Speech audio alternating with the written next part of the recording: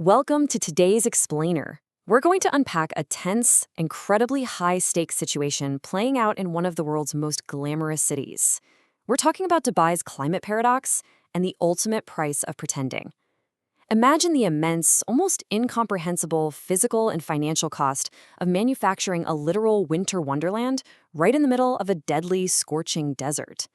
It's a story of incredible human engineering, deep-seated hubris, and frankly, the unforgiving laws of climate physics. Let's look at the sheer scale of this contrast. Consider this totally shocking sensory contrast. Inside a massive shopping mall in the middle of the Arabian Peninsula, people are bundled up in heavy winter parkas. They're skiing down packed, real snow under cold, glue-white lights. The environment is rigidly maintained at -4 degrees Celsius. They literally have live penguins in there. It's a mountain of manufactured cold. But if you were to step just 1 inch outside that heavily insulated floor-to-ceiling glass wall, a physical wall of heat just slams into you. We're talking 48 degrees Celsius. That's roughly 118 degrees Fahrenheit. A shimmering heat haze ripples off the asphalt under a blinding white sun. This is Ski Dubai, and ironically, in its extreme defiance of nature, it might actually be the most honest representation of the city's relationship with its environment. It perfectly visualizes the extreme lengths required to just keep the desert at bay. Section 1, the Summer Exodus. Because when that relentless summer heat finally reaches its absolute peak, something happens in Dubai that the glossy travel brochures and the influencers completely leave out. The city effectively empties. The wealthy residents pack up and just leave for milder climates over in Europe. Schools shut down entirely. The normally bustling, sun-bleached luxury streets fall totally silent. There are no pedestrians, there's no outdoor cafe culture. For a whole third of the year, this gleaming, ultra-modern metropolis doesn't actually thrive in its environment, it merely survives it. And it survives through absolute relentless self-refrigeration. The city simply has to hide from the sky. So to understand exactly why these streets become a ghost town, we really have to look at the clinical, terrifying science behind the heat. That takes us to Section 2, the deadliest number.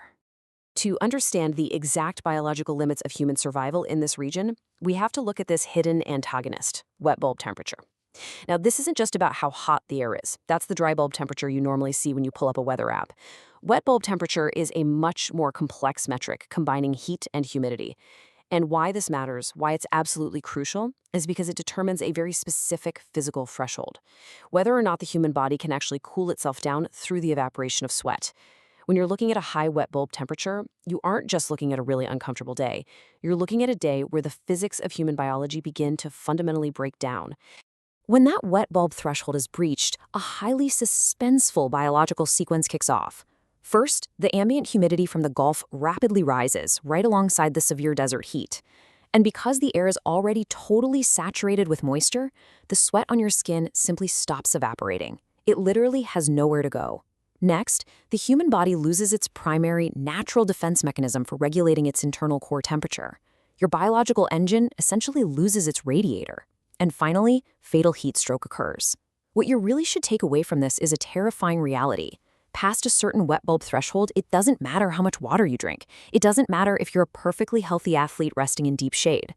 Without artificial cooling, your body will overheat and you will die within hours.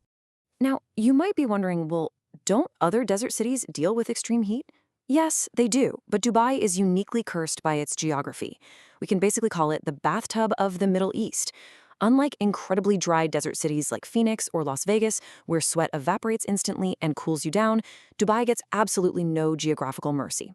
It sits right on the edge of the Persian Gulf, and this body of water is essentially a shallow, incredibly warm bathtub that violently pumps vast amounts of moisture directly into the scorching air currents.